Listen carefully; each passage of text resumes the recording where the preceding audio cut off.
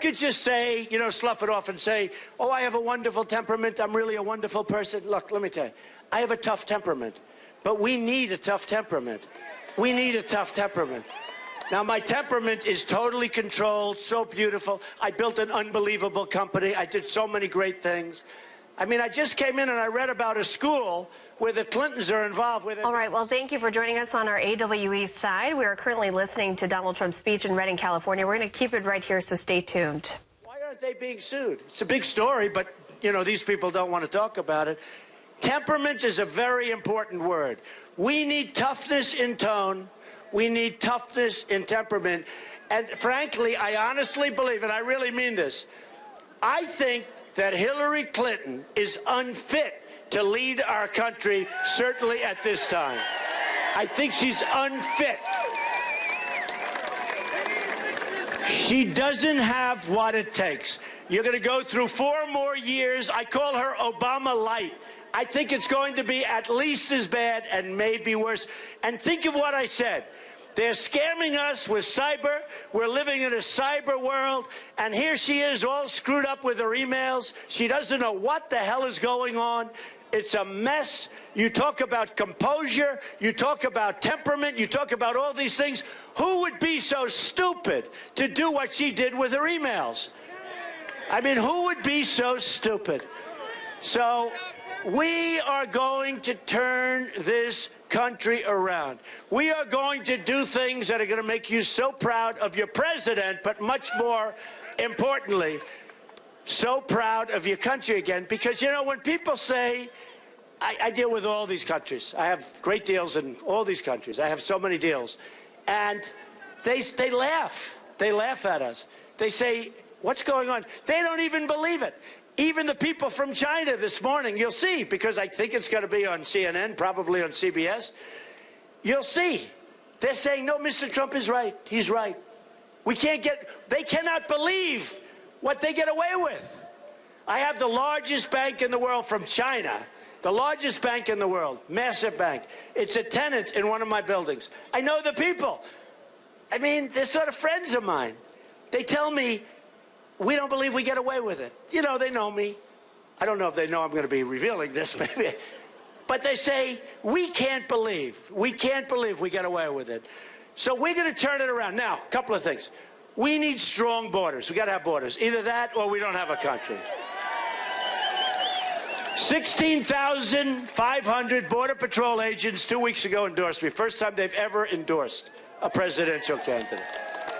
And I asked them, I said to them, I mean, what a perfect group to ask, as opposed to some consultant that wants to suck you dry with fees that doesn't know anything, right?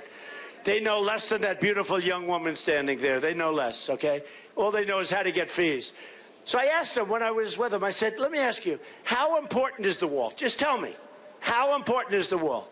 Not that I'm going back, because I'm not. But I feel better about it because they said, Mr. Trump, it's vital. Especially in terms of stopping the drug traffic that's pouring through the borders. But a real wall. You ever see the wall they have? They take a pogo stick and they go right over the wall. They actually build a little ramp and they go over it with a car loaded up with drugs, and they come back over the same ramp.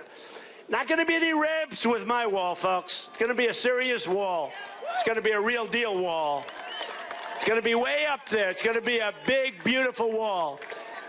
And you know what? Someday maybe they'll name it after Trump, but I'd much rather have a statue in Washington, D.C. Let's do a real good job. So look, so we're going to build that wall. Mexico is going to pay for the wall. Going to pay for it. We have a trade deficit with Mexico of $58 billion a year. $58 billion. That doesn't include the drugs that are pouring across the border.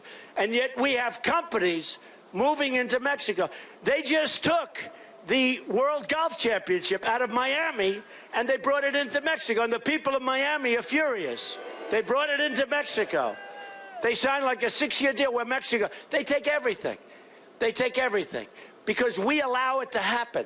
But we're not going to allow it. As an example, I use the example of Carrier air conditioning in Indiana. You know, we won Indiana big. Remember, that was going to be the firewall for other people running. And it was a firewall. It was a firewall for me. I won in a landslide.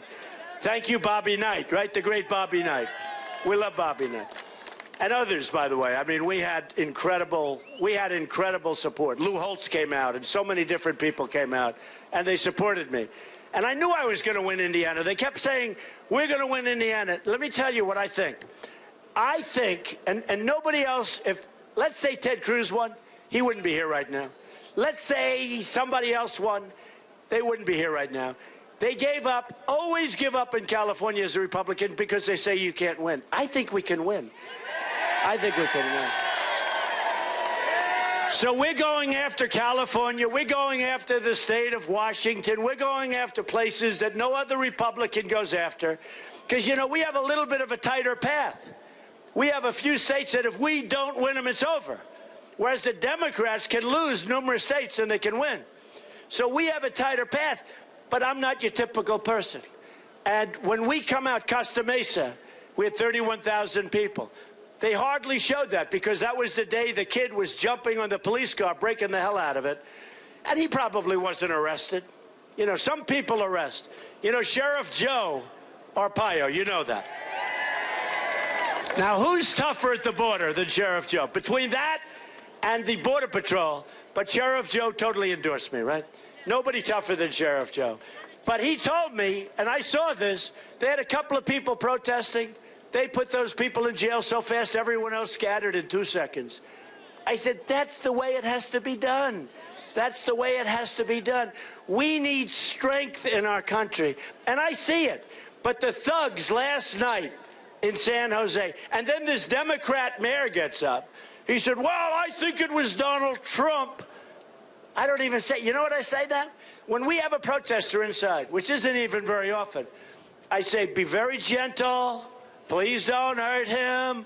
Take care of him. If he wants to shout, if he punches you in the face, smile as your nose is pouring blood out of it. Be very, very nice. We had a case where we had an African-American guy who was a fan of mine. Great fan, great guy. In fact, I want to find out what's going on with him. You know what look at my African-American over here. Look at him. Are you the greatest? Do you know what I'm talking about? Okay, so we have an African-American guy at one of the rallies a month ago, and he's sitting there behaving. And we had protesters inside the arena, and they were dressed in a Ku Klux Klan outfit, okay? And they're running around dressed as Ku Klux Klan, and the place is booing them, booing them. This African-American gets up, and man, he slugged these guys. He slugged them. And by that time, their hat was off because it got ripped off as they were running up the stairs. But this guy, a great guy, I think he was a military guy for a long time, he slugged this guy wearing the Ku Klux Klan outfit. But by the time he got up to the top, you couldn't see it was a Ku Klux Klan outfit. So when the African-American cold-cocked this guy never knew what happened. Everybody thought the African-American was against me, and it was the opposite. He was like this great guy, military guy. We have tremendous African-American support. The reason is I'm going to bring jobs back to our country. We're going to bring jobs back. But when these sleazy people, these dishonest people who never show the crowds, they never, ever show the crowds. When they showed that event, it made it look like the white guy was on my side. The African-American guy said, I had enough. And nobody's going to run through an arena like that. And they reversed it, and it's a disgrace, okay? Let me tell you, while we're on the subject, we are going to bring jobs back to this country. We need our jobs. We're going to make it very expensive for companies to fire everybody and leave. You know, your area has lost 1 in 3 manufacturing jobs over a fairly short period of time. That's a lot of manufacturing jobs. Your crime rate is way the hell up. You know that. I mean, I have these statistics. By the way, they're that way all over the place. When I go to Pennsylvania, we won that in a landslide. When I go to Connecticut, landslide. Maryland, landslide. Rhode Island, landslide. Delaware, landslide. The week before that, we had New York, super landslide. You know what's nice? They know me in New York. They know me. We had 3 people running. I got 62%, won everything. I mean, I won so much, people couldn't even believe it. Way, way above even projections. I knew I was going to win. But isn't it nice, even for you, where the people that know me the best give me a tremendous vote of confidence, and we won it big league. And then you have these guys like Charles Krauthammer. Donald Trump is not at 50%. I got like 12 people running against me in some of these states, right? Ever notice that? Donald Trump. Here's a guy, Krauthammer. He would say, oh, so much. Mr. Trump will not run. This is the finest field of talent ever assembled in the history of the Republican Party. That was before I ran. I listened to Krauthammer say it's the finest group of talent ever assembled in the history of the Republican Party. I looked at my wife. I said, you know, maybe I shouldn't run. Except Krauthammer doesn't know what he's talking about. He's another one. He's overpaid. He's the one, you know, he was the big one for the war. Go into the war. Go into Iraq. Fight like hell. Lose thousands of lives. Spend $2 trillion. Spend $2 trillion. You know what we got? Nothing. You know what we did? We gave Iraq to Iran. And I've been against it. But with that being said, we're going to build our military so powerful, so strong, nobody's going to mess with us. Our military is depleted. Did you see those things on Fox and CNN where they had a sort of documentary on what's going on with our flyers, right? We have these great airmen. And what's going on with our equipment? Where one of the airmen said, oh, I used to be so proud. Now what they do for our fighters, our F-16s or F-18s, they have the fighters. They don't have parts. So they go into a plane graveyard. You know, that's where they dump the old planes. And they're stealing parts for our fighter jets. And they're stealing parts from museums where they show the fighter jets. They're going in and they're taking parts because they want to be able to continue to fly. This is the United States. Can you imagine them doing that? And then they spoke to these young pilots, these great guys, and they say, well, what do you think? Well, they're leaving. They're leaving. As soon as their term is up, they're leaving. And they say how sad it is. And they remember how great it was like 15 years ago when he started. This is the United States, folks, and we're never going to be doing that kind of thing again if I'm president. I tell you right now. I'll tell you right now. So we have a lot of things to do, and we're going to do things the right way. Hillary Clinton is not a talented person. She's not a natural. She wasn't meant for this job. She's greedy. She's greedy as hell. And that's, I think, the reason she wants it. But she doesn't have the talent for the job. She's not a natural for the job. And she's just not a natural talent. And honestly, folks, look, beyond me, if you choose Hillary Clinton, this country is going to die. It's going to die. She's not respected by other countries. When she goes, she won't ask. As an example, when I said Japan, look, you know, we may have to walk, but Japan, you got to pay up. You got to pay up. They're going to like me. They're going to pay up. And if they don't pay up, we have to walk. And you know what? They're going to have to defend themselves. That's okay. Okay? Now, I never said nukes. What I'm saying is they're going to have to defend themselves. You know, right now, we have to defend them from North Korea. If anything happens, we have to defend them. You know, though, and I say it to everybody, we defend them, but if something happens with us, we get attacked, Japan doesn't have to help us. Now think of it. That's our deal. Sergeant Bergdahl. We get Bergdahl. They get 5 of the greatest killers that they have. They've been after him for 9 years. I call him the 5-for-1 president. And that's the same thing with the Iran deal. We gave them $150 billion, and that's the only time we got our prisoners back. We shouldn't have even started a negotiation until we got those prisoners back. And not once did this stiff, he's a total stiff, John Kerry, not once did he get up from the bargaining table and say, sorry, folks, you take care of yourselves, leave the room, double up the sanctions. They would have called you within 24 hours. He gave up every single point. And by the way, the biggest loser in that deal, aside from us, is Israel. Israel is beside themselves over that deal. That deal is a disaster for Israel and a disaster for the Middle East, because you're going to have countries now start to arm up and arm up big. It's a disaster. This is the president that we have. And I believe that Hillary Clinton is going to be worse than Obama, okay? I believe she's got less talent than Obama. She has less natural ability than Obama. And I'm not saying he has much, because he doesn't. But he's got an agenda, folks, because he has to have an agenda. Because nobody can be so stupid, and nobody can make deals like this guy's making. Now, remember this. Remember this. Obama's been talking lately. He's been talking about Donald Trump. And normally I wouldn't want to attack the president. I wouldn't want to say bad. I'd rather not. But once he speaks, like Bill Clinton, he started speaking. Now he's been very quiet lately. Very quiet. But you know what? He started speaking. Once they attack, then we're allowed. So he's going to go out and campaign for Hillary. By the way, he doesn't like Hillary, and Hillary hates Obama. You know that. She's hated him for years. Obama called Bill Clinton a racist. Bill Clinton hates Obama. And I know that for personal fact. But he hates Obama, hates him. The biggest surprise to me is that he made the speech at the convention for him. Honestly, because he hates Obama. Hillary Clinton can't stand Obama. But now Hillary will do anything he says. You know why? She doesn't want to go to jail. Do you notice?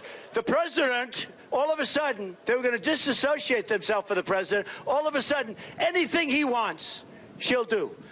Because it seems like they're protecting her. Let's take the word seems out, okay?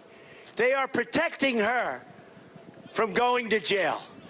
And she doesn't want to anger the president by saying, I disagree with you on this. So she agrees with just about every single thing that he wants to do. Yes, sir. No, sir. I think she should start calling him sir. Okay? And that's what's happening, folks. We're going to have a whole different thing. Remember this about Obama. I always thought one thing. I never thought he'd be a good president. I thought he'd be a great, really, healer. I thought he'd bring the country together. I thought he was going to be a good cheerleader. He's been a disaster cheerleader. No, I know what she said. It's, you know, hey, a lot of people say that, by the way. But I thought he'd bring the country together. He can't bring the country together. It's not there. He's brought the country and he's divided the country. Wealthy, less than wealthy, white, black. He's absolutely been the great divider. He's been a terrible president. Hillary Clinton will be worse, believe me. She's going to be worse. She's going to be worse. She has a chance of being far worse. I mean, look at the deals. Look at the Libya deal. Look at it. And you know who has that great Libyan oil? You know, it's among the finest oils in the world, right? It's high up. It's sweet. It is one of the fine oils in the world. You know who has it now? ISIS has it. ISIS. Without that raid, you don't have Benghazi. I met with the fiancée of the ambassador who was killed yesterday. She's supporting Trump. A very nice woman. And she tells me stories about Hillary that are unbelievable. Unbelievable. Horrible stories about Hillary. I mean, I said, are you sure you're supporting me? Because I assumed she'd be like on the Democrat side. And she said, no, I'm supporting you. But she told me stories about Hillary that are horrible. That are horrible. And she said the ambassador was like a great guy. And the death they died, what they went through, was supposed to be beyond comprehension, including the other 3 young people. And remember the ads, the phony ads with Hillary? Who do you want answering your phone at 3 o'clock in the morning? She was sleeping. She was sleeping. She was sound asleep, or who knows what she was doing, but she didn't answer the phone. I say she was sleeping. I say she was sleeping because she's got no energy. I say she was sleeping, all right? You know, I say it was a terrible thing. And Benghazi has never really been picked up like it should be picked up because the press has never picked it up. So here's the story, folks. It's an honor that you're here in this kind of heat. I know a number of you went down. I love you all. But I'll tell you what, you're going to be so happy, so proud. You've got to go out on June 7th. You've got to go out. You've got to go out. You've got to vote. Because we're sending a mandate. That's a mandate. We already won. And we're now ahead by millions and millions of votes above the people that came in second. I won't even tell you who it is. But we're ahead by millions of votes. But the more we have and the bigger the mandate we have, the stronger the movement is going to be. And then, most importantly, get every one of your friends. And in November, you have to go and vote. I'll be back. I'll be back. But in November, you have to go and vote. Let me just tell you, we're going to start winning again. We're going to win with our military, and we are going to knock the hell out of ISIS because we have no choice. No choice. And it's going to go a lot faster and a lot easier than people understand. We're going to knock the hell out of them. We're going to have strong borders. We're going to have the wall. We're going to be proud of our country again. We're going to make great trade deals. We're going to get rid of Common Core, bring education locally. We're going to repeal Obamacare. 60%, think of it in Texas, 60%, Blue Cross Blue Shield, 60% increase, 60. And it's going to be worse than that for other sections. November 1st, they have to announce it. Worse. And don't let them take that November 1st announcement and make it December, because that alone will destroy their chances of winning the presidency. Remember, don't let that happen, because they're trying to do it. They want to have a later announcement day. So we're going to start winning with so many different elements of life and of our country. We're going to save our Second Amendment. Hillary Clinton wants to abolish it, believe me. She wants to abolish our Second Amendment. We're going to save our Second Amendment.